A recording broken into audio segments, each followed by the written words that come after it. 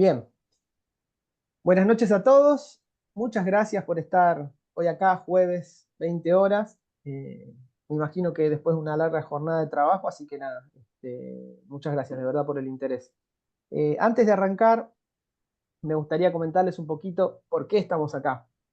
Hace tiempo que con un grupo de colegas, amigos, entre ellos Walter y Fer de Andrea, David García, Germán y demás, eh, decidimos agruparnos con el objetivo de promover un pensamiento crítico en la kinesiología. La idea básicamente es poder tomar fuerza para poder difundir, para poder hacer llegar la información a toda la Argentina. Por eso es que este grupo es federal, es decir, acá hay colegas que son del norte, de Misiones, de Chaco, del sur, Neuquén, Mendoza, Salta, Córdoba, La Rioja. Y nada, también entonces la invitación a todos que puedan formar parte. Tenemos un grupo de WhatsApp, que ahí tienen los QR, y tenemos el perfil de Instagram, así que nada, si nos pueden seguir y apoyar, sería genial. Y colegas de Principalmente, Latinoamérica, disculpa. es verdad, de Latinoamérica, de Perú, Chile, Uruguay. Así que bueno, la idea es esa, ¿no? No hay Perú, ahí está. No hay un interés económico. Todos pertenecemos o organizamos o estamos en la docencia y damos formaciones, pero este grupo que hoy se llama AEFA, Agrupación de Estudio de la Fisioterapia Actualizada, tiene como objetivo básicamente centrarnos en esto, en hacer llegar la información y generar un pensamiento crítico. No tiene otro interés. Es decir, todo lo que nosotros hacemos por fuera queda por fuera, pero en este espacio queremos eso, queremos salir de eso que muchas veces criticamos. Eh, Nada, presentar este taller, ¿sí? Que tiene un poco ese objetivo, ¿no? Sembrar estas bases, poder tener esas herramientas para poder hacer una lectura crítica, una búsqueda crítica, y también cuando estamos a la hora de tomar alguna formación, poder eh, chusmear esos programas y decir, che, esto está bueno, cómo está, y tener esas herramientas para poder buscar esa información. Sin nosotros decirle qué es lo que tienen que hacer y qué tienen que pensar, sino que ustedes puedan desarrollar por sus propios medios eso. Así que nada, una sorpresa. Para fin de año vamos a tener un congreso que probablemente dure 2 días, todavía no está definido, y van a estar grandes exponentes de acá, de Argentina, y también internacional. Así que bueno, nada, los invitamos a seguirnos y nada, ahí le dejo la palabra a David, si quiere decir algo, David García, y ya damos inicio. Bueno, gracias Román. No, simplemente saludar, ahí estoy viendo a quienes están saludando de distintos lugares y demás. Así que bienvenidos, gracias por estar un jueves, como dijo Román. Eh, Creo que Román ya un poco sentó las bases, la orientación, el objetivo de esta agrupación, que así nos llamamos. Definitivamente sin ningún interés económico y demás, pero con el objetivo un poco de promover un oficio centrada en la persona, basada en la evidencia y dentro de lo que llamamos este marco o abordaje biopsicosocial que muchas veces solemos hablarlo, ¿no es cierto? O mencionarlo, pero que después un poco uno se olvida cuando está frente al paciente y nos dedicamos únicamente de lo bio. Entonces, un poco por ese lado. Y como es una fisioterapia actualizada, nos pareció recontra apropiado comenzar con Fer y con Walter, que son nuestros metodología de la investigación expertos. Así que una charla de Fernando y el jueves que viene Walter, les agradecemos a los dos por haber dedicado su tiempo a esto y nuevamente gracias a todos los que están, si pueden compartir esto con el resto o con amigos o con colegas y se van sumando. No más para decir, enormes gracias, Fer, todo tuyo. Bueno, gracias David, gracias Román, gracias a todos los que están hoy acá escuchando y participando. La verdad que es un placer formar parte de este equipo, que es un equipazo, son todos Messi, y jugar así da gusto hacer este tipo de actividades que, como bien dijeron tanto Román como David, no perseguimos ningún lucro y que lo único que queremos es jerarquizar la profesión. Le agregaría por ahí, además de poder formarnos un poco en una fisioterapia más basada en la evidencia, centrada en el paciente, teniendo en cuenta el contexto, le agregaría también el trabajar por ahí. Quizás es un deseo un poco ambicioso para comenzar, pero bueno, nunca está de más tener esperanzas en modificar los planes de estudio de las formaciones de grado, que están la mayoría bastante obsoletos. Yo soy docente de la UBA, nosotros el plan de estudios que tenemos es del 92. Entiendo que hay universidades más nuevas, pero que asimismo muchas de ellas tomaron como modelo el plan de estudios de la Universidad de Buenos Aires. Y en los últimos años, la verdad que hay una frase que se dice: en los últimos 30 años el conocimiento se incrementó más que en los últimos 20 siglos. Podríamos hacer un zoom más específico en los últimos años, fue exponencial el incremento en el conocimiento, en la cantidad de información que hay, a la que podemos acceder. Entonces, hoy por hoy, pensar en una formación de colegas en grado sin contemplar a la inteligencia artificial, por ejemplo, como una herramienta a ser utilizada por colegas en unos años, la verdad es un casi un despropósito, ¿no? O sea, entonces, me parece que tenemos que empezar a pensar justamente en qué colegas queremos formar, pero no al día de hoy, sino qué competencias tienen que tener para ejercer la profesión en 3, 4, 5 años. Y en eso es clave estar actualizado y poder ayornarse a lo que se está viniendo, que todavía está en pañales, pero que prontamente explote, y que si no somos parte o no la adoptamos, nos vamos a quedar afuera de muchas cosas. Así que bueno, un poco como decía David, decidimos empezar con esto, pero la idea es promover distintas actividades, así que a todas aquellas personas que nos quieran acompañar, desde ya las esperamos y con los brazos abiertos, ya sea para participar o simplemente para seguirnos y darnos un poco de peso para poder ser oídos y tener más alcance en lo que queremos hacer. Bien, vamos a comenzar entonces con la presentación. Vamos a hablar un poquito de qué es la valoración de la evidencia. Este taller está pensado en 2 encuentros. A mí me tocó la peor parte porque voy a tener que dar una parte más teórica, que tiene que ver con la historia y la filosofía, que son las madres del conocimiento.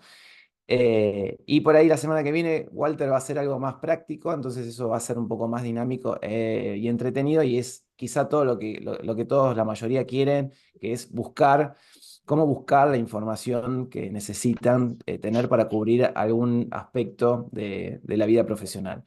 Yo siempre digo que uno no puede llegar a ningún lado si no sabe a dónde quiere ir, ¿no? Es como subirse a un Uber, subirse a un taxi y decirle a la persona: bueno, arrancá. Y el chofer nos va a decir a dónde querés ir. No tengo la menor idea. Bueno, hay que empezar a saber bien primero a dónde quiero ir, y en base a eso decidir si voy a hacer un viaje en auto, en avión, caminando, en bicicleta, en tren. Cuál va a ser el mejor medio de transporte que nos lleve a ese lugar. Pero lo primero que tengo que saber es saber a dónde quiero ir. Por eso es que tenemos que empezar por lo básico antes de encarar una búsqueda. Saber algunas cuestiones básicas de cómo encarar una búsqueda de información. Bien, a mí siempre me despierta la curiosidad pensar o entender cómo llegamos al día de hoy, ¿no? Qué camino hicimos desde que éramos descendientes de los monos, y fuimos evolucionando en nuestro conocimiento, en nuestra relación con el medio, en nuestra supervivencia, para aprender a sobrevivir, para aprender qué cosas nos servía justamente para salir ilesos del ataque de algún animal, para no morir de hambre, para no morir de frío, para reproducirnos, ¿no? Todo eso fue producto, uno puede pensar, bueno, de la observación, la curiosidad, las necesidades, porque bueno, el tener hambre por ahí es un efecto fisiológico en el cuerpo que que de pronto nos dice, bueno, si yo, no sé, necesito algo para sentirme mejor, y si ese algo, que a través de la experimentación lo puedo entender como que es alimentarme, bueno, a partir de cada vez que yo sienta eso, sé que tengo que alimentarme, por ejemplo. También están las creencias, y en esto Santiago Bilinsky, que es un periodista, pero que habla mucho de tecnología y educación, la otra vez en un reel de Instagram decía algo muy, muy interesante que sobre los saberes ancestrales, y que dice, no hay nada inherentemente cierto o bueno o verdadero en un saber ancestral. O sea, es decir, porque algo se haya hecho, creado o pensado, propuesto hace cientos de miles de años, y no quiere decir que eso tenga que tener vigencia hoy en día. O sea, no hay que desterrarlo por completo, pero no hay que dejar de someterlo a a los mismos cuestionamientos que sometemos cualquier eh, cosa que por ahí uno pueda proponer al día de hoy. Y es ahí donde surgen, bueno, las teorías. Vamos a hablar un poquito de cuál es la diferencia entre teoría y evidencia, porque entiendo que muchos no tienen muy claro cuál es el punto ahí que los separa, ¿no? Y entonces, bueno, todo esto fue haciendo que podamos ir desarrollando el conocimiento. La medicina pre-hipocrática era una combinación de magia, espiritualidad, religión, creencias, ¿no? En donde estaba la presencia de los demonios, de los dioses, eh, y de personas que encarnizaban ese tipo de poderes. Ahora, yo veo esta imagen, que uno por ahí se remonta a siglos antes de Cristo, pero también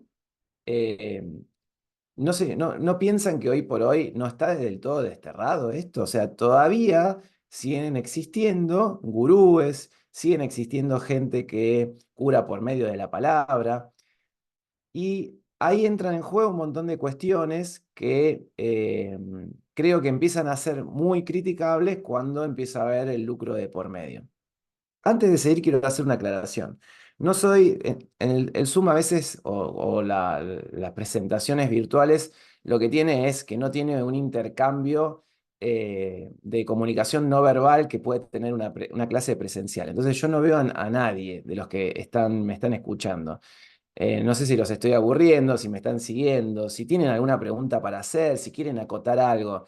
Desde ya que yo soy abierto y me gusta que participen. Si alguien me quiere interrumpir o me quiere hacer alguna corrección o preguntar o algún aporte, es más que bienvenido. Por ahí por una cuestión de orden y para que no nos crucemos las voces, me avisan o piden la palabra o me interrumpen y los dejamos hablar para no pisarnos, más que nada por eso. Pero la verdad que, y con toda sinceridad, no tengo ningún problema en que eso sea así. No me gustan las exposiciones puras en donde uno habla y el otro escucha, porque me parece que lo más rico es el intercambio. Bueno, dicho esta aclaración, que me olvidé de hacerla antes, prosigo con este recorrido histórico. Luego aparece esta persona de la izquierda, que es Hipócrates, y empieza con él la medicina que por ahí conocemos más científica, por decirlo de alguna manera, con los conocimientos y con las limitaciones que había en esa época, ¿no? Estamos hablando de Imperio Romano, antes de Cristo, y Galeno, que es el de la derecha, ya en el siglo I después de Cristo, eh, fue uno de los que más libros escribió en la antigüedad, fue médico de gladiadores, tuvo la oportunidad de atender muchas heridas de estas personas, describió mucho la anatomía en relación a la función que él pensaba que cada estructura tenía, como los cadáveres en ese entonces eran sagrados y no se podían tocar, eh, probó disecando chanchos y monos y extrapoló, digamos, las observaciones al cuerpo de los humanos y elaboró, entre otras cosas, una teoría de la circulación de la sangre donde decía que esta era impulsada por el hígado, entre tantas otras cosas. Esta teoría tuvo vigencia durante toda la antigüedad y casi toda la Edad Media. Ok, dice John. Y hasta que William Hervey fue recién el primero que demostró que la teoría de la circulación de la sangre era la que hoy conocemos. Pero fíjense que pasaron casi 1500 años. Y sin embargo, esa creencia o esas creencias se sostuvieron en el tiempo, porque muchas veces el conocimiento está muy ligado a quien ostenta el poder. ¿Sí? Entonces, como en la edad antigua, o sobre todo en la Edad Media, el poder lo ostentaba la Iglesia, y la Iglesia tomó muchas cosas de Galeno, de Aristóteles, sobre todo hubo gente que no la pasó tan bien cuando se opuso a las teorías que estaban como más instaladas en ese momento, como el geocentrismo. ¿Sí? Fue Copérnico el primero que empezó a decir que la Tierra no era el centro del universo, sino que era el Sol, y Giordano Bruno también mediante cálculos matemáticos lo demostró, y terminó la hoguera por oponerse a una idea que la Iglesia defendía y, digamos, no podía contradecirse. Galileo Galilei tuvo que abdicar en público porque era una persona muy influyente, pero, o sea, corrió mejor suerte que su colega Giordano Bruno, pero igualmente tuvo que decir bueno, que no era, que la Tierra no era que el Sol no era el centro del universo, sino que era la Tierra. Eh, Fíjense, yo hace unos años tuve un intercambio de opiniones con la que era la que es la directora todavía de la Escuela de Osteopatía, y en un momento le dije, menos mal que no estamos en la Edad Media, si no yo estaría condenado a la hoguera, simplemente por oponerme, o por pensar diferente a algunas personas que quizás con algún interés secundario sostienen alguna idea. En el 2016, fíjense, ya hace casi 10 años, porque esto ocurre después de mucho tiempo de observar, se me ocurrió plantear una especie de encuesta dentro de la cátedra de Técnicas Kinésicas 3 de la UBA, de la Facultad de Kinesiología, para ver si los conceptos que nosotros estábamos dando a los alumnos debíamos reverlos o no. Entonces, hicimos una encuesta anónima entre docentes de la cátedra, algunos profesionales, algunos graduados, otros estudiantes. Los estudiantes son estudiantes del último año de la carrera, o sea, son casi colegas. Y dentro de los graduados había muchos que eran osteópatas y otros que no lo eran, pero la gran mayoría eran osteópatas. Entonces, una de las preguntas era, ante un paciente que presenta una cervicobraquialgia izquierda que se agrava, bueno, al realizar el test de Jackson, que lo dábamos como Jackson en ese momento, hoy la verdad que el nombre está muy cuestionable, pero bueno, era un test de compresión, inclinación, podemos llamarlo Spurling. Con inclinación lateral a la derecha, suponemos, y las opciones eran una disfunción somática, izquierda o derecha, una protusión discal o ninguna de las anteriores. Cualquiera podría pensar que el problema es discal, ¿no? Si yo tengo un dolor irradiado al brazo que se agrava al mover la cabeza unos grados y hacerle compresión, por lo menos al principio yo debería tratar a ese paciente como si estaría o estaría cursando una hernia sintomática, es decir, con los cuidados que corresponde a eso. Sin embargo, la mayoría habló de una disfunción somática, de una FRS, que encima hoy por hoy ya quitamos las leyes de Freyet de la cursada porque encontramos que no hay ningún tipo de consistencia en cuanto a cómo es el movimiento que le atribuyeron a Freyet, que dijo que tiene la columna vertebral, porque ni siquiera él dijo lo que decían que dijo. Y otra de las preguntas era respecto a la terapia craniosacra, ¿no? Respecto al líquido cefalorraquídeo, la producción y reabsorción son continuas, la producción y reabsorción son intermitentes, la producción es intermitente y la reabsorción es continua, o la producción es continua y la reabsorción es intermitente. La respuesta correcta, según la gran mayoría de la bibliografía que hay, tanto de neuroanatomía como de algunos artículos que hablan del tema, es que la producción es continua y la reabsorción es intermitente. Sin embargo, nosotros en la cátedra decíamos, nos cansamos de decir, porque Upledger lo describe así, que la reproducción era intermitente y que la reabsorción era continua. Fíjense, la explicación era muy lógica, porque se hablaba y decíamos, y hago una autocrítica porque era lo que nosotros repetíamos, que había receptores dentro de las suturas de los huesos del cráneo que cuando la producción era más rápida que la reabsorción, entonces incrementaba la presión, eso producía una separación de los huesos del cráneo, los receptores intrasuturales mandaban una información de corte, de producción de líquido cefalorraquídeo, y como la reabsorción era continua, se bajaba la presión, se volvían a juntar y volvían a ocurrir. Fíjense que esto fue lo que contestó la mayoría: producción intermitente y reabsorción continua. Casi 2/3 de los docentes, como les decía, muchos colegas y muchos osteópatas, sostenían esta hipótesis, de que era la hipótesis que le daba más fuerza a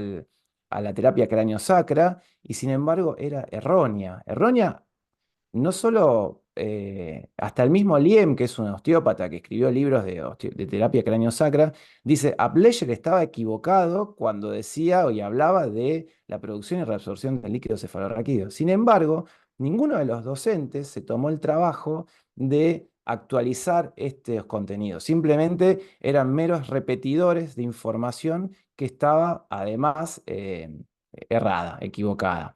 Eso es un poco también, y retomo al principio lo que dije, nuestro objetivo como agrupación es concientizar a que los docentes tienen una doble función, y es ética, ¿no? O sea, no es solamente estar ahí para dar clases y para chapear, sino que están formando colegas y tienen la obligación de estar actualizados. Entonces acá viene la diferencia entre teoría y evidencia, ¿no? Según la Real Academia Española, podemos decir que una teoría es una serie de leyes que sirven para relacionar un determinado orden de fenómenos, o que es una hipótesis cuyas consecuencias se aplican a toda una ciencia o a parte muy importante de ella. Fíjense que en este sentido, la teoría que está detrás de la terapia craniosacra eh, dice o lo explica, ¿no? Esta afirmación al asincronismo craniosacro es causa de problemas de salud. ¿Cómo se explica? Y primero se explicó por el movimiento de la microglía, después por esta teoría de Upledger de la producción y reabsorción del líquido cefalorraquídeo. Después apareció las ondas de Traube, Harry Meyer, después el concepto de tensegridad. Es decir, no podemos seguir buscando teorías cuando las que están vigentes no pueden responder una pregunta, sino que lo que tenemos que hacer es, a ver, esto que nosotros estamos afirmando, ¿por qué lo afirmamos? Y la teoría va a venir después, pero primero yo tengo que saber si realmente el asincronismo cráneo-sacro yo lo puedo medir, lo puedo evaluar, lo puedo tratar. ¿Está asociado a problemas de salud? Eso es lo primero que tengo que demostrar. Y esa es la diferencia entre la evidencia, que es la prueba en sí misma, y la teoría, que es el marco teórico que me puede llegar a dar una explicación tentativa, a modo hipotética, de esa observación. ¿Sí? Pero en definitiva, y esto como decía Bacon, que todo conocimiento, toda teoría, si no se acompaña de una demostración empírica, no es demasiado útil, ¿sí? Por lo menos a los fines prácticos y clínicos. Por eso, en relación a qué es lo primero que tenemos que hacer al plantear una investigación, es poner en palabras una necesidad de información, una duda, que muchas veces surge de la práctica clínica cotidiana, de la conversación con un colega, de la pregunta de un paciente, de la lectura de un artículo o de algo que observamos y para lo que no tenemos respuesta. Esa necesidad de información yo la tengo que plasmar en una pregunta. Y esa primera pregunta de investigación, que es lo que yo me planteo y es el motor de una investigación en sí misma, tiene que tener ciertas características. ¿Cuáles son ellas?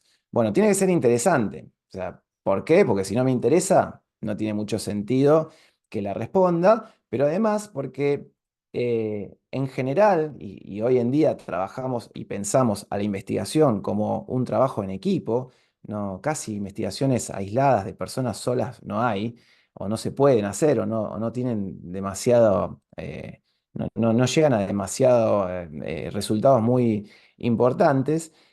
Si yo trabajo en equipo, todo mi equipo tiene que estar interesado en responder esa pregunta.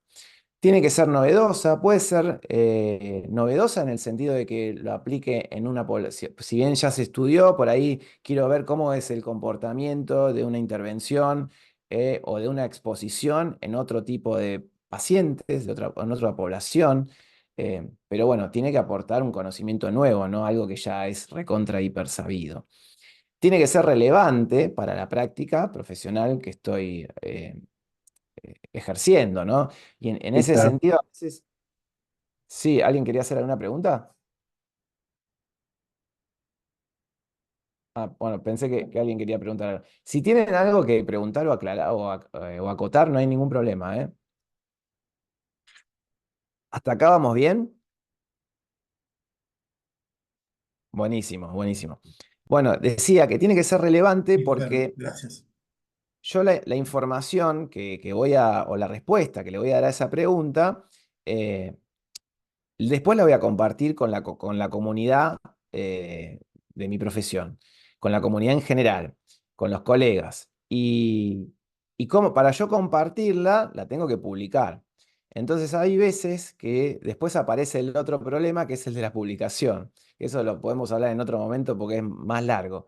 Pero depende cómo yo elija y qué pregunta elija yo contestar.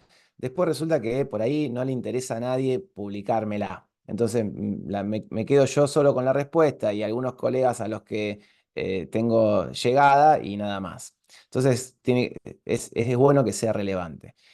Y después hay dos, o sea, todas estas características son importantes y tienen que estar presentes, pero yo diría que hay dos que son por ahí un poquito, están un medio escalón por arriba, y es que sea factible, que se pueda responder, ¿sí? Si yo me pregunto algo que no puedo responder, mejor abortar desde el inicio, porque yo encaro una investigación y a mitad de camino digo, no, la verdad que no voy a poder responderla.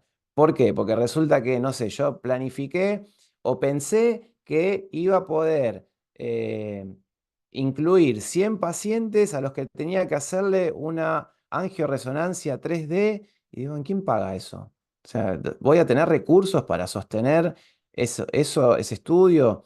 Digamos, si veo que es algo que va a ser muy difícil, no solo por una cuestión de recursos económicos, a veces pueden ser por falta de recursos humanos, a veces puede ser por falta de pacientes, porque por ahí yo quiero incluir una población muy específica y digo, bueno, voy a incluir pacientes con un lupus que tenga determinado marcador biológico y por ahí tengo que incluir, no sé, hago un cálculo de tamaño muestral y tengo que meter 60 pacientes y por ahí en el centro donde estoy vienen 2 pacientes por año con esas condiciones. Digo, no la voy a poder responder nunca esa pregunta. Entonces, es preferible hacer todo este análisis al comienzo y decir, bueno, la reformulo y voy por otro lado, a embarcarme en algo que nunca lo voy a poder terminar. Y por supuesto, y hoy es impensado plantear una investigación que no sea ética. Entonces, cualquier tipo de investigación, no solo investigaciones clínicas. Imagínense, quiero proponer una nueva estrategia de enseñanza en la universidad, en la carrera de kinesiología. Bueno, quiero comparar dos universidades con distintas estrategias. Y entonces voy a hacer un estudio que tenga en cuenta eso. Bueno, igualmente tiene que ser aprobado por un comité de ética. No puedo hacerlo por mi cuenta. Y en esto voy a hacer un paréntesis y aclarar que la mayoría de las tesis de osteopatía no las aprueba ningún comité de ética. Entonces, no son éticas. La mayoría son estudios, son ensayos clínicos. Mm, Muy rara vez hacen un consentimiento informado que tenga los lineamientos y las características que tiene que tener un consentimiento informado. Desde el punto de vista metodológico, yo creo que no sé si habrá alguna que valga la pena leerla. Pero bueno, en este sentido, muchas investigaciones, o la gran mayoría, tienen errores metodológicos y, y hay gente que habla y critica al respecto y dice, bueno, la gran mayoría no sirven para nada, pero algunas son útiles. O sea, quiero decir con esto que igualmente instamos a hacer investigaciones, pero dentro de lo posible, si uno sabe o tiene algunos conocimientos básicos, puede encarar algo que pueda llegar a ser un poco más productivo, relevante y poder aportar un poco de información más útil en el futuro.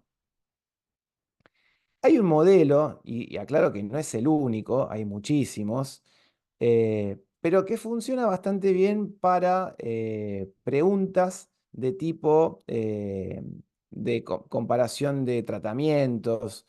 em, Obviamente vamos a hablar un poquito ahora en un ratito sobre la diferencia entre tipos de investigación cualitativa y cuantitativa. Este modelo no aplica para investigaciones de tipo cualitativas, solamente para cuantitativas. Pero bueno, es útil porque yo puedo identificar estas 4 cosas que las puedo utilizar como palabras clave de búsqueda. Entonces, el modelo PICO establece la P, es un acrónimo de la P de paciente o problema o población que yo quiero o me interesa investigar, la I de intervención o tratamiento que yo quiero proponer o comparar contra otro, puede ser también exposición, ¿no?, a un factor de riesgo, por ejemplo. El comparador, que puede ser un tratamiento ya conocido, usado, o puede ser placebo, o puede ser una técnica simulada, o puede no ser nada, ¿sí? Puede no haber comparación. Y la O de outcome o resultado esperado. Ahí, según qué variable me interese medir o comparar, si yo contemplo estos 4 componentes de la pregunta, puedo formular una pregunta bastante específica. No nos tenemos que olvidar que cualquier investigación no es ni más ni menos que respuestas específicas a preguntas específicas y concretas. No existe la generalidad, ¿no? O sea, no, yo quiero saber si la técnica es efectiva. No, ¿qué técnica? ¿Comparada con qué? ¿En términos de qué vas a medir la efectividad? ¿Para qué población? ¿Qué pacientes? ¿Sí? O sea, ¿cuál es el resultado esperado? Eso es siempre lo que hay que tener en cuenta. Vamos a ver algunos ejemplos. Una pregunta general podría ser, ¿deben las personas elongar más? ¿Qué les parece? ¿Que es una pregunta que puede responderse? ¿Sí? Primero tenemos que pensar en qué es elongar más. ¿Qué personas? ¿Cualquier persona? ¿Alguna persona en particular? ¿Personas sanas? ¿Personas con alguna condición clínica? Entonces, bueno, de esta pregunta podemos desprender, no sé, cientos de preguntas, pero más específicas, ¿no? No sé, podría ser, ¿cuánto tiempo dedican a la elongación muscular las niñas durante el primer año de práctica de danza clásica? Y este tipo de pregunta, cuando yo lo único que hago es describir algo que estoy observando, es un tipo de pregunta más bien descriptiva, ¿no?, que se va a responder con un diseño más de tipo descriptivo. O sea, yo voy a observar, no voy a someter a la persona o a las personas que participan de este estudio a una exposición o a una intervención en particular. Y acá la población sería niñas, que podríamos delimitar después entre qué rangos de edad, que practican danza clásica. Otra pregunta podría ser, ¿la adición de MEP a un programa de ejercicios excéntricos es más efectiva para reducir el dolor y ampliar el rango de movimiento articular? post-desgarro fibrilar de isquiosurales en deportistas amateur. Fíjense que es bastante específica la pregunta. La población son deportistas amateur con desgarro fibrilar en isquiotibiales. La intervención sería, o sea, el comparador sería un programa de ejercicios excéntricos y la intervención sería lo mismo con el agregado de MEP. Entonces yo quiero ver el outcome, que sería la reducción del dolor, que lo puedo medir con la escala visual analógica, por ejemplo, y el rango articular, que lo puedo medir con goniometría o inclinometría o algún instrumento validado, y comparar entonces dos grupos independientes en función de estas variables. Este tipo de preguntas se podría responder, yo por supuesto podría de la pregunta desprender objetivos, hipótesis, ahí hacer contrastes de hipótesis, analizar los resultados, pero se podría responder tranquilamente con un ensayo clínico eh, o se podría, sí, se podría responder con un ensayo clínico controlado. Otra pregunta podría ser: ¿qué preferencias terapéuticas, kinésicas tienen los pacientes adultos sedentarios cuya labor requiera más de 6 horas diarias de uso de pantallas y se encuentran cursando una cervicalgia aguda?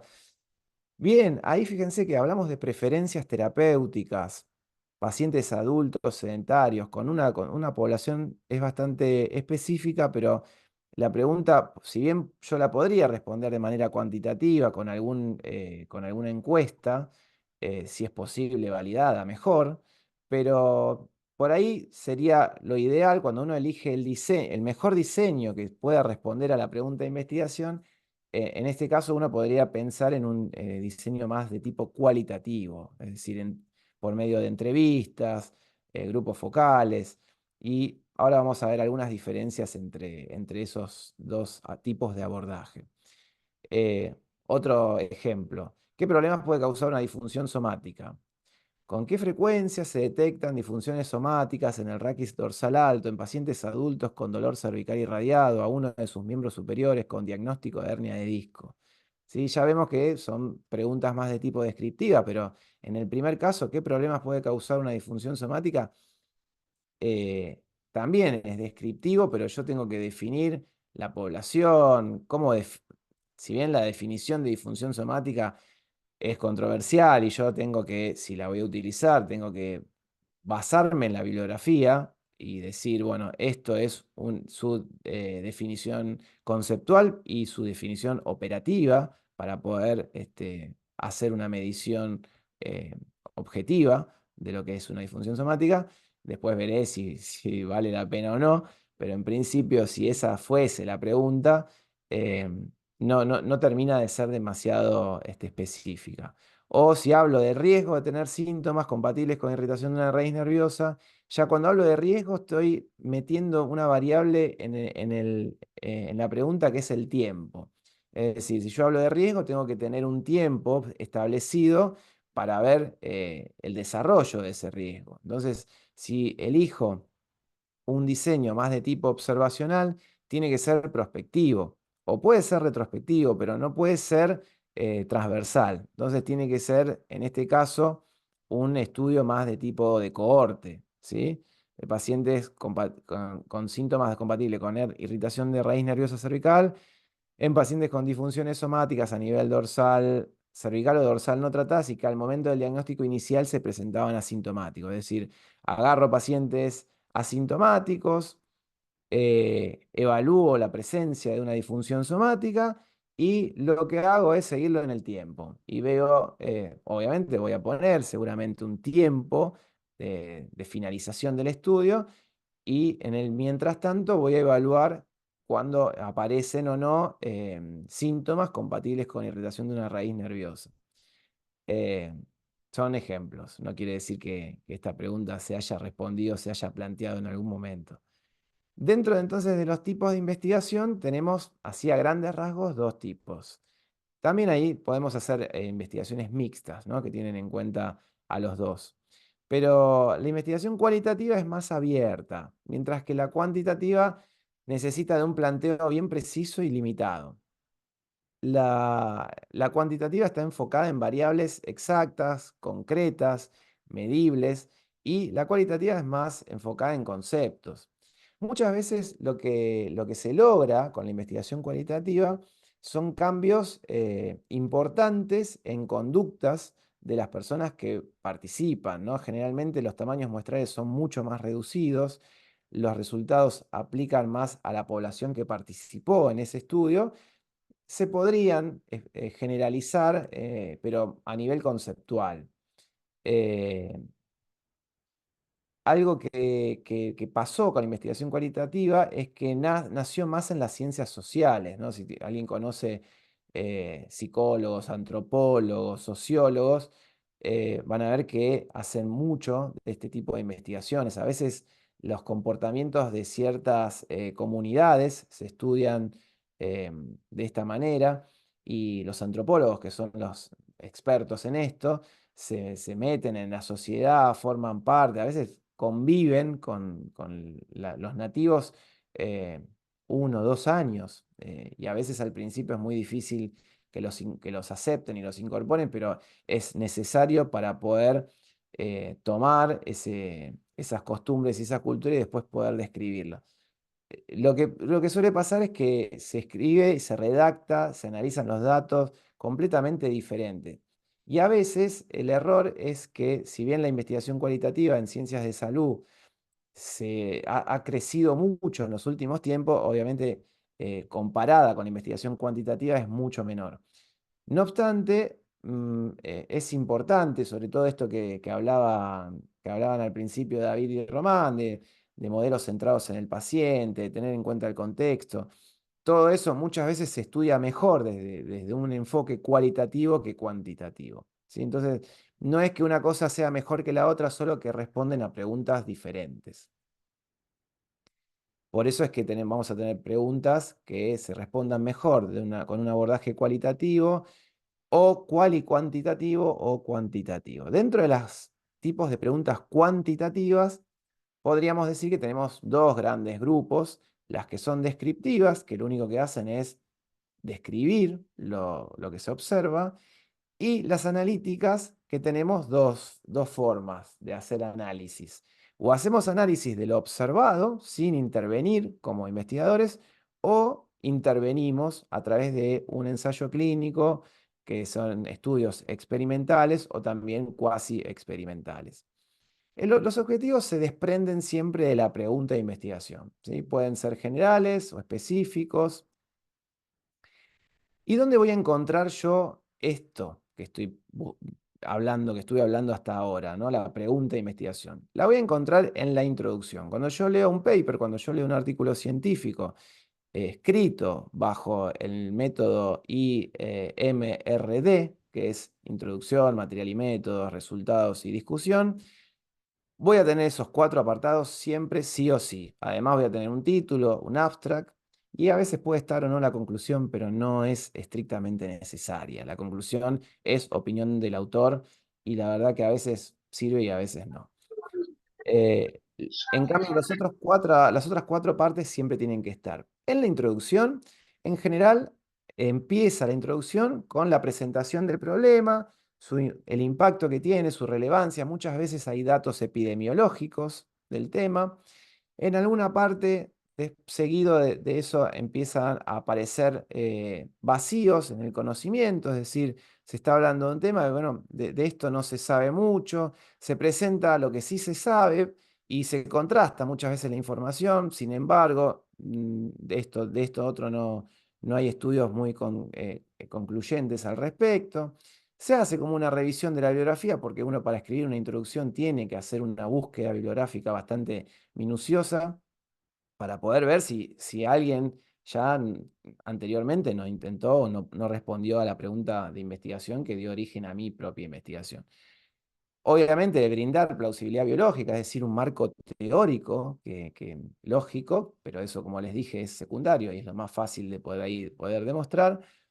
Y culmina la introducción, en el último párrafo de la introducción, en general está la propuesta de la investigación en forma de pregunta, de hipótesis o de objetivos, ¿sí?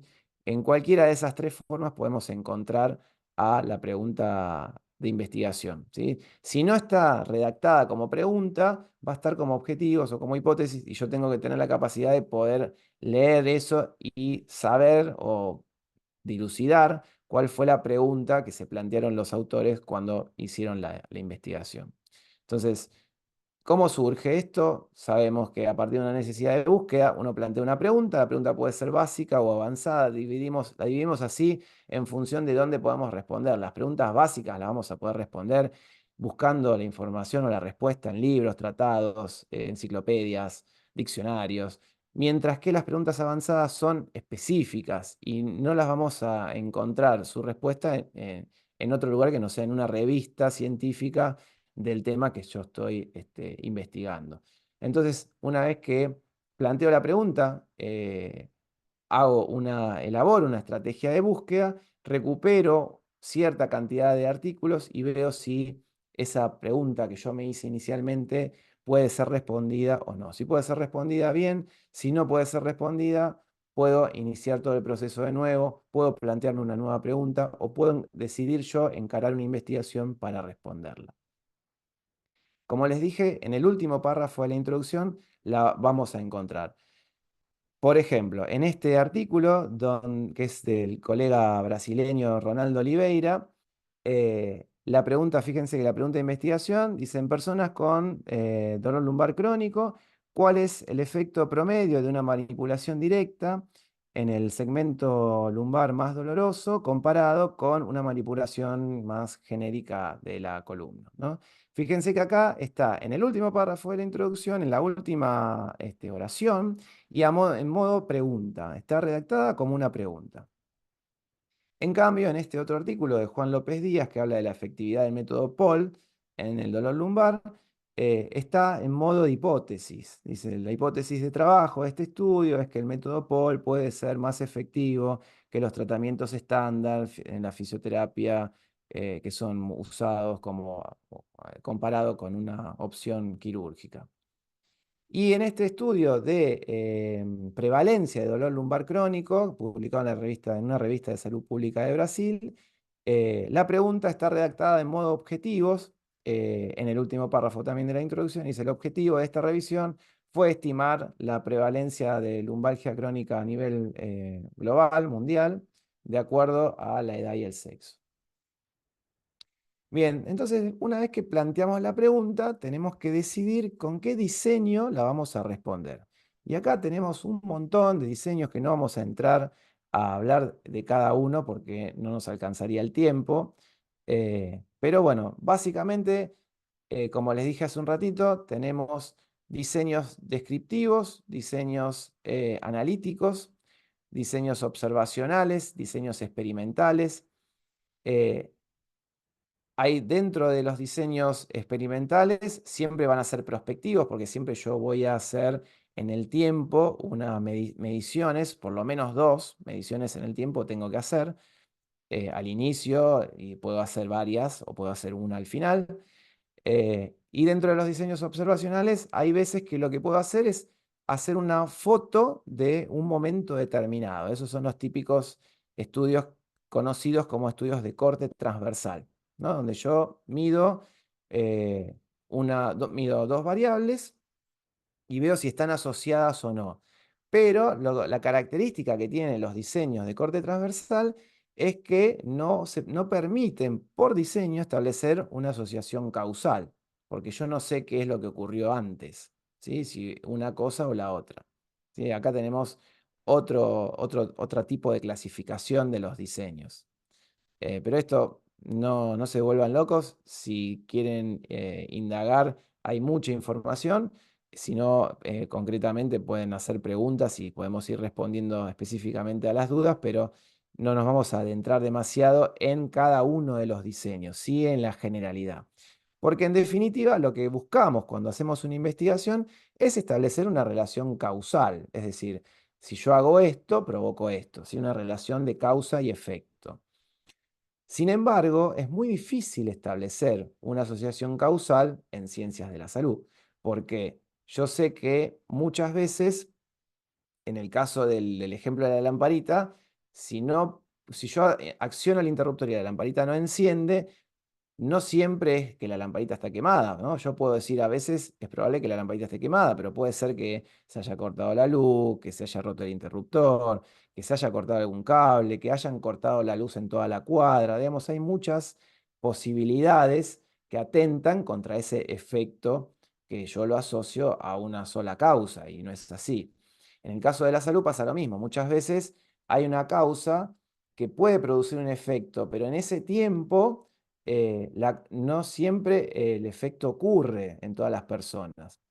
Esto, hay un autor que habló, que escribió sobre los modelos teóricos, las teorías dominantes y alternativas, y citó varios ejemplos en los últimos 2 siglos. eh, por ejemplo, la teoría del miasma, que a mitad del siglo XIX se creía que las enfermedades se transmitían por los vapores, por el aire en sí mismo. Eso era algo instalado no solo entre la sociedad, sino también entre la comunidad médica. ¿Qué pasa? A mitad del siglo XIX ocurre una gran epidemia de cólera en Londres. Y un médico, epidemiólogo, ¿sí?, considerado uno de los padres de la epidemiología por sus observaciones, John Snow, observó que la gente que vivía más cerca del nacimiento del río Támesis enfermaba menos de cólera que la gente que vivía más cerca de la desembocadura. Y dado que todas las personas arrojaban sus residuos cloacales al río Támesis, él infirió que posiblemente había algo en el agua que estaba siendo contaminada y que estaba causando la enfermedad de las personas, que muchas se morían. En ese momento fue tildado de loco por ser bueno. Le dijeron de todo, ignorante. ¿Cómo vas a decir eso? Eso no existe. 50 años después, gracias a los trabajos de Pasteur y Koch, ¿sí?, se descubrió y apareció la teoría del germen, ¿no? A explicar que había enfermedades que se transmitían de un organismo al otro por microorganismos llamados gérmenes.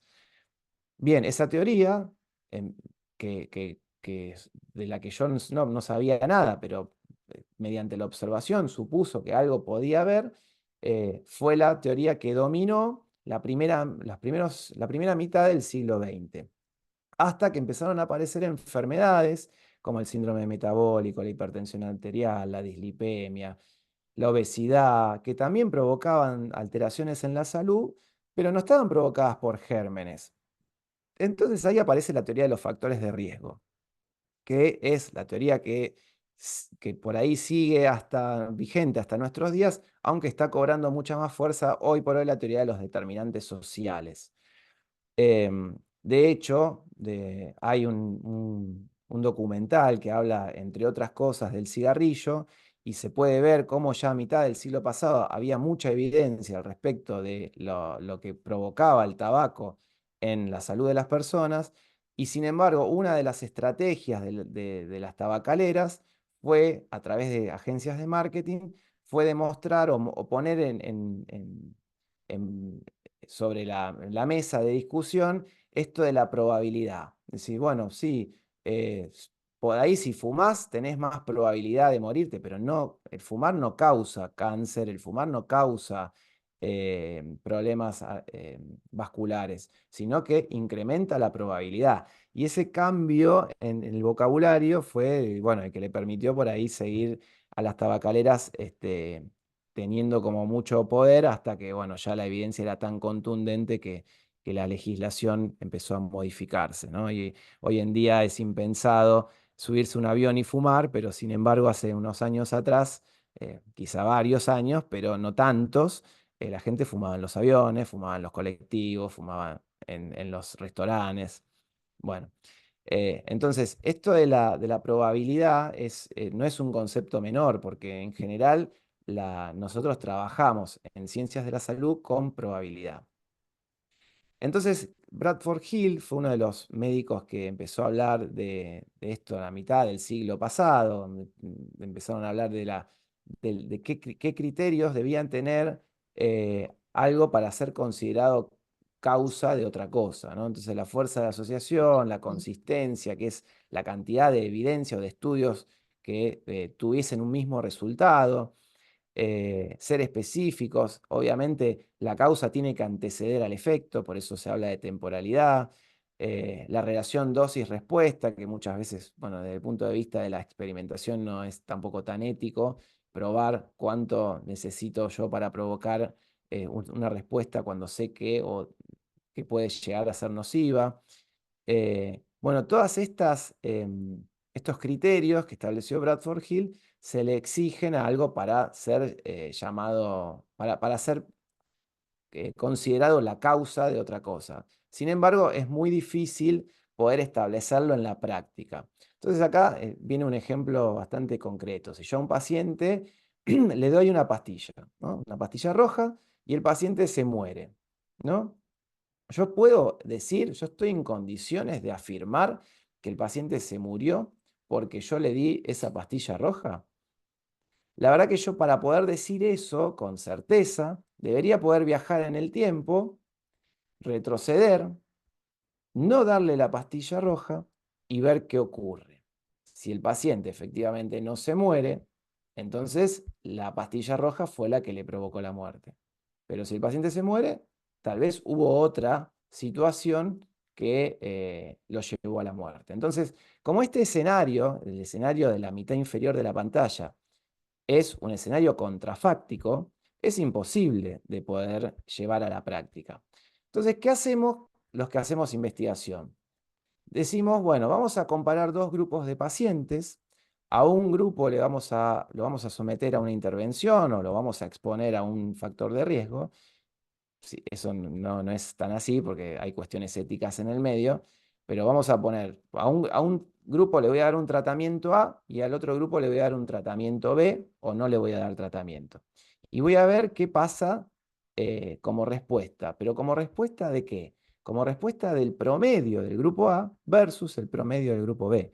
Porque yo voy a tener pacientes en el grupo 1 que tuvieron una respuesta a esa intervención y pacientes que no tuvieron una respuesta a esa intervención, así como en el grupo 2 voy a tener pacientes que tuvieron una respuesta a esa no intervención y pacientes que no tuvieron respuesta a esa no intervención. Eso va a pasar, ¿sí? La variabilidad existe. Entonces, lo que yo comparo es el resultado promedio. ¿Me siguen hasta acá? Hay un esfuerzo por jerarquizar la evidencia según el diseño. Yo no soy para nada partidario de estas cosas porque tiene todo mucho cuestionamiento.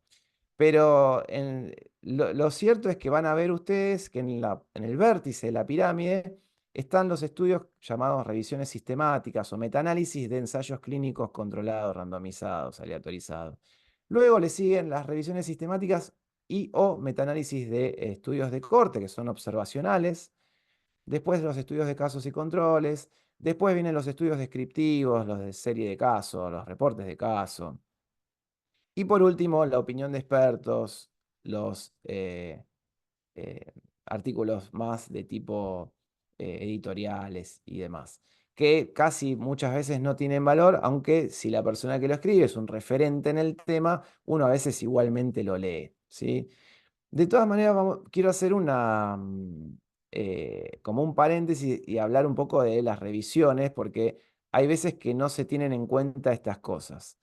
Em, este tipo de trabajos, ¿sí? De Bruno Bordoni es un osteópata, que además es anatomista, entonces escribe artículos de anatomía, pero muy vinculados a la osteopatía. Y este tipo de trabajos se llaman revisiones narrativas, que en términos de peso de evidencia es muy bajo, muy malo. Sin embargo, muchas veces se usan para justificar o en los concursos o congresos uno ve que llenan de revisiones narrativas, de uno dice, es una revisión narrativa. La verdad que no. De hecho, hay revistas que no aceptan revisiones narrativas. Las revisiones narrativas son útiles en general cuando son escritas por, como dije hace un ratito, gente considerada referentes en un tema, donde uno por el solo hecho de leer a esa persona que está escribiendo, dice, bueno, lo voy a leer porque lo escribió fulano. Si no, en general no tienen demasiado peso. Pero él en una parte de este trabajo del diafragma pone, bueno, es posible influenciar el diafragma y la frecuencia cardíaca desde el hueso occipital.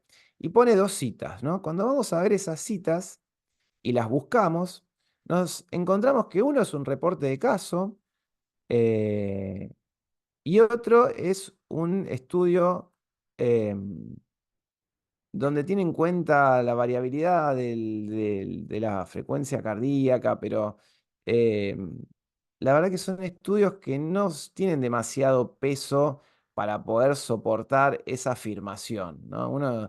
En el primer caso, en reporte de caso, es un chico afroamericano que llegó a una guardia por un hipo persistente y supuestamente le hicieron una técnica de relajación y se le paró el hipo. Entonces dicen, bueno, eh, es como que hay que empezar, o la propuesta por ahí desde nuestro lado es, cuando leemos algo, empecemos a desmenuzar lo que leemos, porque si no, justamente lo que hacemos es, si antes creíamos en lo que figuraban en los libros, que en general estaban desactualizados porque los libros se escribían, tardaban un tiempo largo en escribirse, otro tiempo más en publicarse, otro tiempo más en traducirse y otro tiempo más en llegar desde los países de orígenes hasta nosotros.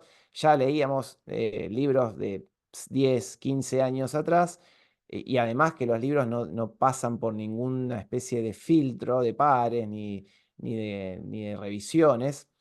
eh, Muchos lo que hicieron fueron mutar y pasaron de leer libros a leer papers, pero sin cuestionar nada de lo que estaban leyendo. Entonces, en realidad, ¿qué es lo único que estamos haciendo? Cambiando la fuente de información, pero lo que tenemos que hacer es cambiar justamente la forma en la que interpretamos la información que leemos, ¿sí? Entonces, dentro de lo que son estudios de diseño e investigación, hay guías que son ni más ni menos que eso, son guías que son como, tienen ítems que cada tipo de diseño tiene que tener. Entonces, para estudios más de tipo observacionales, usamos las guías Stroop.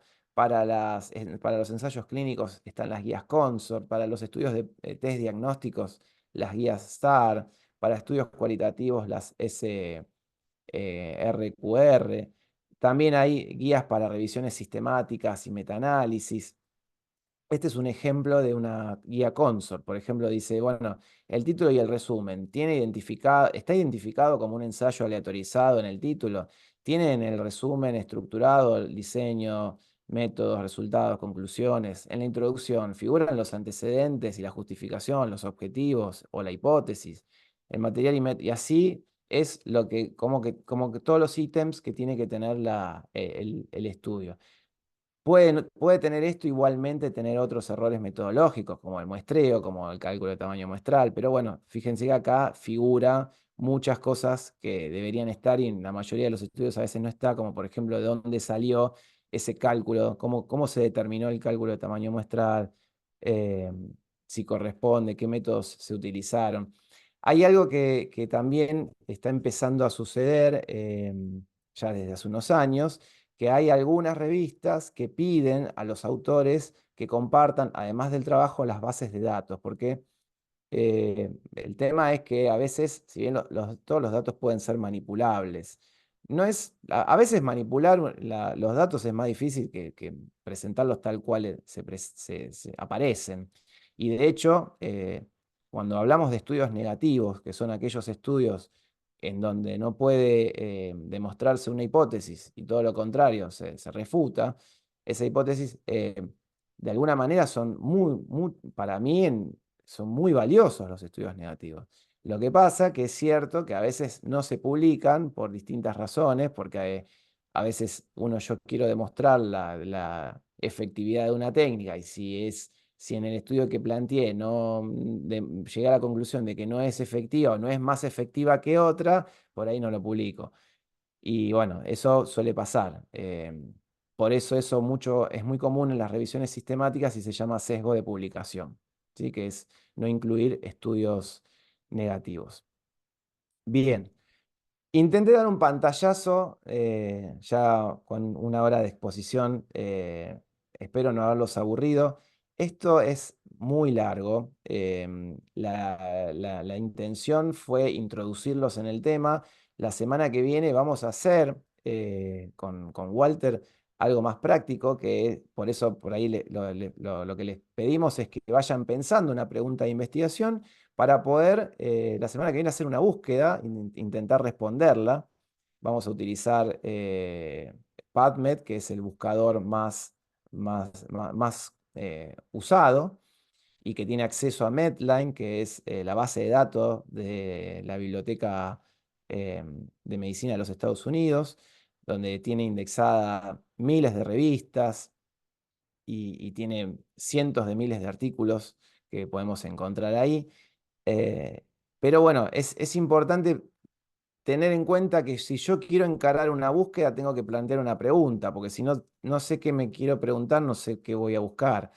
Y después, en términos de diseño, saber un poco cuando lea ese artículo, que lo primero que voy a leer es el título y el abstract, y después voy a decidir en función de eso si el artículo me va a servir o no a los fines de responder a mi pregunta, porque esa es otra cuestión, ¿no? Yo hago una pregunta y busco información y voy a tratar de encontrar algún artículo que responda a mi pregunta o que se acerque a responderla. Si encuentro otra cosa, no sé si tiene demasiado sentido para responder a mi pregunta. En realidad no tiene sentido.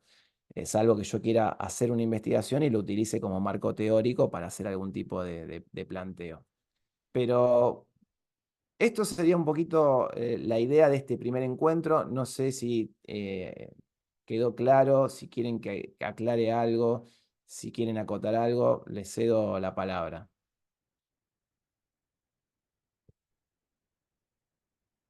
¿Están todavía ahí? Acá estamos, Fer. Estamos, todo muy claro, Fer. Excelente presentación y de mucha ayuda, porque incluso yo tuve la oportunidad de hacer investigación y todo esto que comentás no es para nada fácil. De hecho, me sentí un novato a la hora de hacerlo, así que te agradezco por clarificarnos esto. Y también me gustaría aprovechar la oportunidad porque hice la invitación a algún estudiante de la universidad en la que yo estoy, porque creo que todo esto que estás contando se lo ve muy poco en la facu, se ven más generalidades y no tanto lo que necesitamos en la fisio, particularmente. Entonces, la investigación en salud es diferente al resto, digamos, ¿no? Y más en nuestra práctica, en que la, el vínculo entre terapeuta-paciente modifica toda la forma de investigar. Digamos, ¿no? Lo que se hace en el laboratorio tal vez no es replicable en la clínica, entonces saber cómo preguntar o cómo interpretar los estudios es tremendamente potente. Así que, por mi parte, agradecerte eso y repito, hacer invitación a más estudiantes. Acá sé que hay muchos colegas, pero si se suman estudiantes que están en el último año haciendo su trabajo de investigación, esta es una herramienta que les está brindando genial. Así que gracias, Fer. Sí, no, no, bueno, gracias Germán. La verdad que sí, muy valioso tu aporte y me diste el pie para hacer una aclaración. Es verdad esto que vos decís, o sea, no es lo mismo investigar en nuestra área que en el mundo de la industria farmacéutica, ¿no? Y esto que yo hablaba al principio o hace un rato de la jerarquía de los diseños, donde en la cima de la pirámide están las revisiones sistemáticas y metaanálisis de ensayos clínicos controlados, aleatorizados de grandes dimensiones, como nivel de evidencia 1A. Entonces uno dice, bueno, pero entonces en kinesiología y más en terapia manual todavía, no tenemos evidencias de ese tipo. Y no, porque muchas de nuestras intervenciones no pueden ser doble ciego, por ejemplo, porque el terapeuta sabe lo que está haciendo. Entonces, si no pueden ser doble ciego, ya te categoriza ya te tira un punto menos en la puntuación de la calidad de la evidencia. Y bueno, la verdad que por eso yo siempre digo, a veces hay que interpretar los estudios, porque muchas veces tenemos reportes de caso o estudios observacionales más de tipo analíticos, sí, pero observacionales muy valiosos, y tenemos ensayos clínicos que son una porquería. Entonces, hay muchos que les gusta decir, no, pero este es un ensayo clínico y el nivel de evidencia es mucho mayor que el de un estudio observacional, pero la respuesta es depende. A mí siempre me gusta poder interpretar lo que leemos.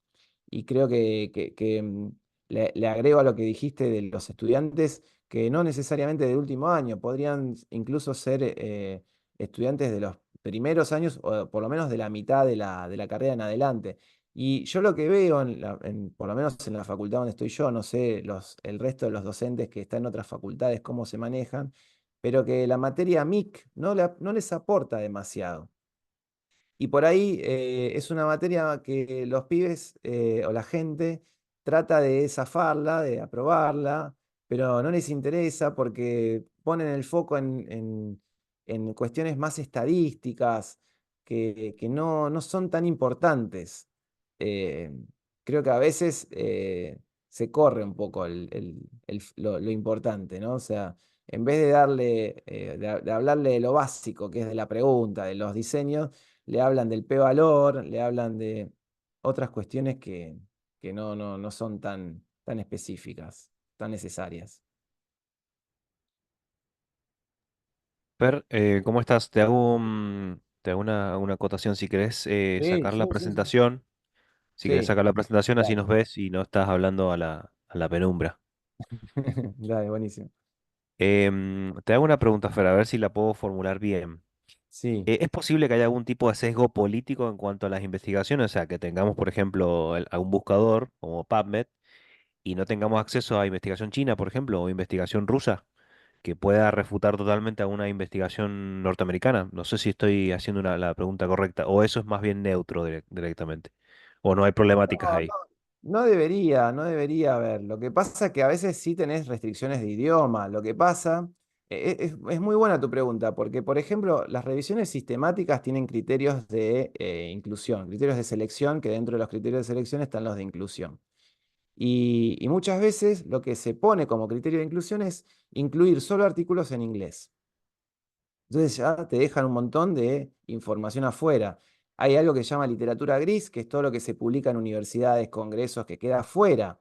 Por eso es que la revisión sistemática, como idea original, fue compilar la evidencia en un artículo. Pero después se vio que eso era imposible, porque compilar, por más esfuerzo que hagas en hacer una revisión sistemática, siempre vas a dejar cosas afuera. Eh, y el tema del idioma, como te decía, ya no sé si es una barrera, porque vos hoy, no sé, yo por ahí uso ChatGPT, pero debe haber otros mejores de inteligencia artificial que le pones el artículo en árabe y te lo traduce. Y hace, no sé, 1 o 2 años atrás, yo me acuerdo que había encontrado un artículo, no me acuerdo si en francés, y lo tuve que, como el abstract suele estar en inglés, pero después el artículo original está en el idioma original que se publicó. eh, por ahí el abstract te interesa, pero después cuando querés leer el artículo no lo podés leer porque no sabes el idioma. Hoy por hoy creo que ya el idioma no debería ser una barrera, pero hasta hace poquito lo era. Eh, pero no, políticamente no debería haber. Sí pasa que, y eso hay que tener cuidado, no pasa tanto en PubMed porque hay bastante más control, pero hay algo que se llaman revistas predadoras. El tema de publicación es todo un tema que a veces para nosotros países tercermundistas es muy difícil publicar porque hoy un costo de publicación en una revista Open Access donde no paga el que lee, sino que paga el que publica, está entre 2.000 y 3.000 dólares. La verdad que es muy difícil absorber ese gasto, ese costo, no perteneciendo a una institución. A veces las instituciones tienen convenios con algunas revistas, pero qué sé yo, uno dice, bueno, me gustaría publicar esto en HOSP, ponele. Y siendo investigador independiente, ah, te sale 2.000, 3.000 dólares. Eso es una locura pensarlo para nosotros, eso. Entonces aparecen, y además de todos los filtros que aparecen en las revistas, como esto de los revisores, y que ahí sí hay mucho también. No está exento de la cara del que publica. Yo sigo a un médico español que es muy gracioso, porque sube mucho contenido gracioso a Instagram. Después no me acuerdo ahora el nombre, pero el tipo hacía una parodia de la charla entre un editor de una revista y una persona que recopilaba los artículos que llegaban a la revista y le decían, bueno, ¿qué tenemos? No, tenemos este artículo sobre el tratamiento del cáncer, muy interesante, que novedoso, promete cambiar el enfoque. Dice, ¿cómo se apellidan los autores? Pérez, González, García. Y el tipo le dice, ponele 14 revisores, que sean los más estrictos que tengamos, que sea muy larga la revisión y después de 6 meses se la rebotamos. Dice, ¿qué más tenemos? No, tenemos un artículo que dice que comer fruta hace bien. ¿Y los autores cómo se apellidan? Smith, Johnson, muy interesante, dice. Vamos a ponerlo en primera plana. ¿No le ponemos ningún revisor? Sí, uno, a mi hijo de 5 años. Es interesante, pero porque el tipo, fíjate que estando en España, también habla de esta cuestión de las revistas, que la mayoría son sajonas, las revistas de más renombre, de más prestigio, y que tienen este sesgo de los países de donde vienen los artículos. Esto suele pasar. Por eso a Perfecto, veces está bueno muy hacer, creo claro. que Germán lo hizo, y está bueno hacer esto de sumarse a un equipo de otro lado que tenga más llegada a algún tipo, a poder publicar, ¿no? O sea, trabajar de manera como por ahí multicéntrica, colaborativa, y poder tener la posibilidad de publicar en alguna revista con más impacto, ¿no? Con alto impacto. Y como para cerrar mi aporte, creo que también hace falta mucha investigación con nuestro público, o sea, con nuestro público latino. Incluso me la juego en decir em, investigación provincial. O sea, como que ya se va como achicando, digamos, tanto, digamos, la parte del conocimiento que incluso hacen falta o profundizar o investigar algo de manera individualizada. O sea, no es lo mismo la gente, te doy un ejemplo, de Mendoza que de Buenos Aires, de cierta zona de Buenos Aires. Entonces No, creo sí. que todo eso en algún momento se va a En modificar. eso creo que es una falencia que tenemos como país, porque publicamos poco. Tal vez en parte tenga que ver con cuestiones económicas, no desconozco, pero en investigación clínica sí, nos pasa muy el trapo por arriba, nos pasa Chile, nos pasa Colombia, eh, nos pasa Brasil, Chile, Colombia y Brasil. Nada, nosotros comparado con ellos no existimos en publicaciones. Pero bueno, es cierto que por ahí docentes de universidades en Chile cobran muchísimo más que nosotros acá. Eh, Hay otras cuestiones también que juegan ahí un rol importante. Fer, una preguntita rápida. ¿Cuál es tu opinión? ¿Cuán traspolable es la evidencia que tenemos de países sajones, Europa, a nuestra población? ¿Y cuáles serían los estudios a los cuales por ahí uno puede prestarle un poco más de atención, ¿no? Sí, es buena tu pregunta, pero creo que tiene que ver con cada pregunta puntual que uno haga. Por ejemplo, hay un trabajo es una regla de predicción clínica sobre qué probabilidad hay de efectividad en una manipulación de la sacroiliaca en pacientes con dolor lumbar agudo. Eh, y los tipos lo que hicieron fue, a todos le hicieron la misma técnica y vieron qué características tenían los pacientes que respondieron mejor a la intervención. Y una de las cosas que usaron fue el Oswestry. Y el Oswestry como score de discapacidad funcional no está validado para acá, para nuestro país. Entonces es un problema que si nosotros lo quisiéramos replicar acá, primero tendríamos que validar el Oswestry y después hacerlo. Eso es un tema. Sí, yo también pensaba un poco en relación a lo que Mauricio preguntaba sobre no solo los modelos de atención, ¿no es cierto?, que cambian muchísimo desde nuestra Latinoamérica, lo que es Europa, Estados Unidos, sino también los determinantes sociales de salud, que vos lo mencionaste un poquito, pero muchas veces el acceso, las condiciones, ¿no es cierto?, de vida y demás, cuánto eso puede influir. Sí, sí, tal cual. Eso, la otra vez lo hablaba un médico que hablaba un poco de las revisiones sistemáticas y que decía, bueno, el tema del contexto es fundamental, porque por ahí vos llegás a una conclusión de que, no sé, en el caso de que del médico este hablaba de la lactancia materna, decía, la lactancia materna sí o no, lactancia materna sí, sí, obviamente, pero en pacientes con HIV, por ahí no, la respuesta es no, pero no siempre, no, y qué sé yo, en África no te va a quedar otra. Pero en otros países por ahí tenés leches de fórmula y la mujer o el bebé puede acceder a esa alimentación y no tener el riesgo de contagiarse o de enfermarse, pero bueno, por ahí en África tenés que tener el único que tenés. Entonces, sí, el contexto siempre hay que tenerlo en cuenta.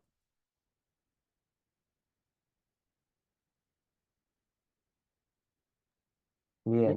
Genial, genial, Fer. No sé cómo venimos, la gente si se fue bajando se quedó. No, no, Eh, no, no, hay Les agradecemos.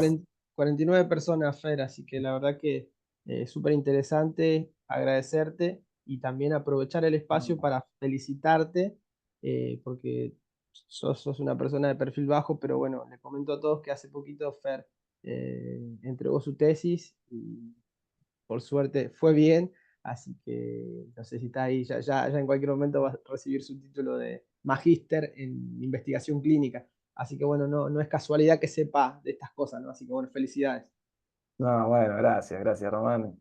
No, gracias a todos por estar, por bancarse esto, que la verdad que un jueves a la noche hablar de esto, me imagino que para más de uno debe ser un corchazo, pero bueno, Eh, nada, la semana que viene seguro que van a poder quizá retomar un poquito algunos conceptos de estos para poder llevarlo a la práctica y poder hacer una búsqueda que intente responder a una pregunta de una manera más efectiva y eficiente, porque justamente el gran problema que tenemos hoy en día es la sobreinformación, ¿sí? Quizás 20, 30 años atrás había mucha dificultad para acceder a la información, hoy tenemos mucha dificultad para filtrar la cantidad de información que hay.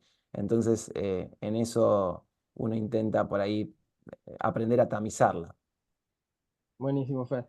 Che, si se animan, pueden prender las camaritas 2 segundos, nos sacamos una foto y los dejamos ir y nos vamos todos a comer algo rico. Si se animan, si no, no pasa nada. Eso, Pónganse, tienen peínense, ahí, pónganse facheros, sí. eso. Que, Debe que estar todo desprolijo ahí, imagínate. nosotros estamos muy motivados, pero bueno, esto necesita constancia de estar ahí, ¿no? Así que bueno, si nos pueden apoyar, genial. Pero nada, estamos muy motivados con este proyecto, así que muchas gracias por estar ahí. Che, bueno, qué bueno que prendieron las camaritas. Y gracias a todos por estar. Y bueno verlos, bueno verlos. Y Fer, viste que estaban todos ahí. Sí, sí, sí. No eran Buenísimo. bots. No eran bots. Apareció uno solo. Bueno, gracias a todos de nuevo y esperamos verlo la semana que viene y esperamos seguir viéndonos y que cada vez seamos más. Abrazo a todos, gracias. Un abrazo grande, gracias. Chau, chau.